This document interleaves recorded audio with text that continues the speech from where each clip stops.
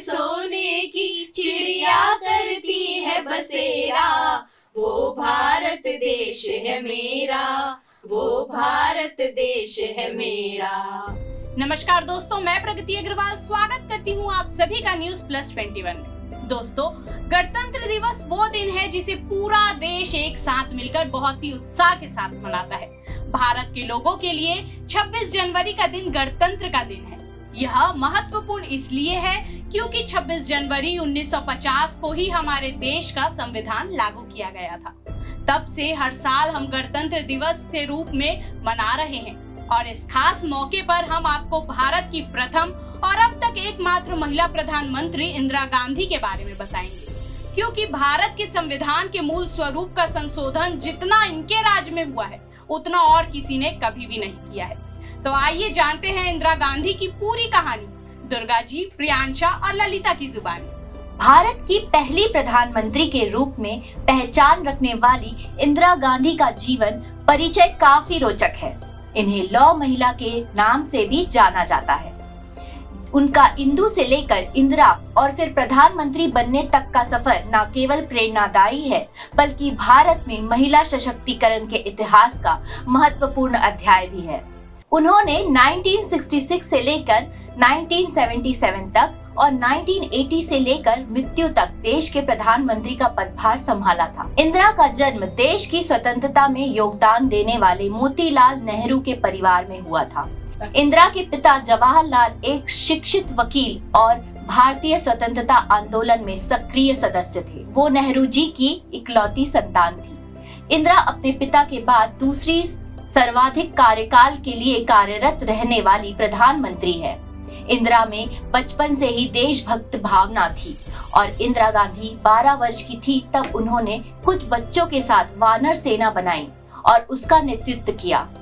इनका नाम बंदर ब्रिगेड रखा गया था, जो कि बंदर सेना से प्रेरित था, जिसने महाकाव्य रामायण से भगवान राम की सहायता की थी।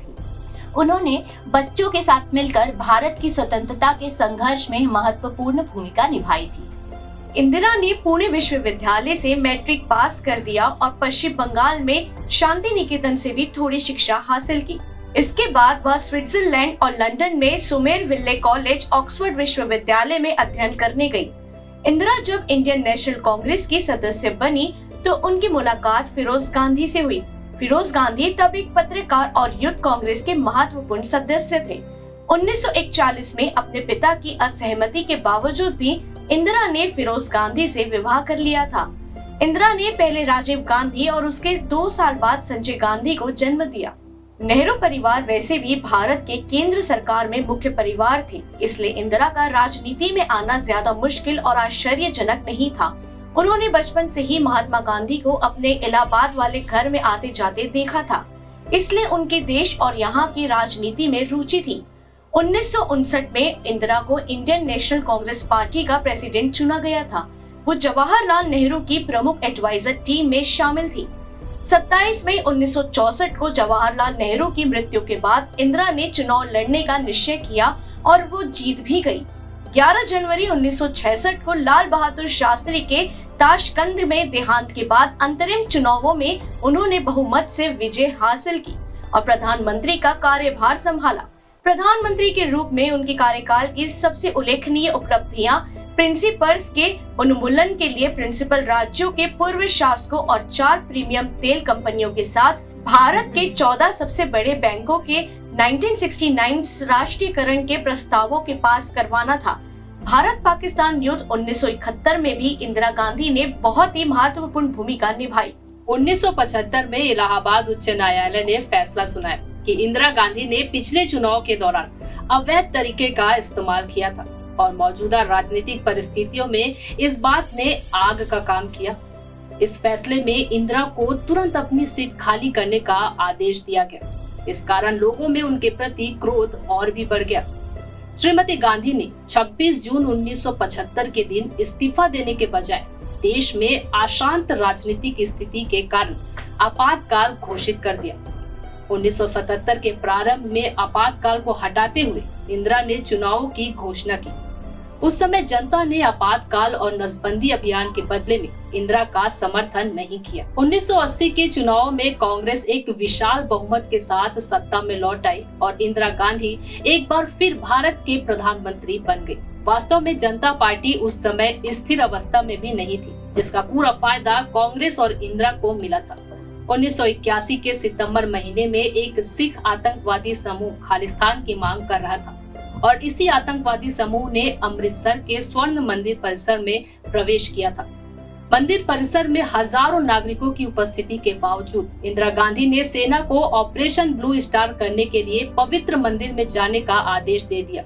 सेना ने टैंक और भारी तोपखानों का सहारा लिया। हालांकि सरकार ने इस तरह आतंकवादी खतरे को कम करने की बात की थी, लेकिन इससे कई निर्दोष नागरिकों का जीवन छिन गया।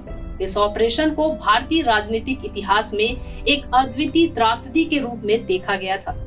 इस पूरे घटनाक्रम से तत्कालिक परिस्थितियों में इंदिरा गांधी की राजनीतिक छवि भी खराब हो गई। 31 अक्टूबर 1984 को गांधी के बॉडीगार्ड सतवंत सिंह और बिंद सिंह ने स्वर्ण मंदिर में हुए नरसंहार के बदले में कुछ 31 बुलेट मारकर इंदिरा गांधी की हत्या कर दी। ये घटना सफदरगंज रोड नई दिल्ली में हुई। कोई मुसीबत ना रोक पाए वो आंधी थी। नारी के लिए प्रेरणा श्रीमती इंदिरा गांधी थी। याद रखेंगे वीरों तुमको हरदम, यह बलिदान तुम्हारा है। हमको तो है जान से प्यारा, यह गणतंत्र हमारा है।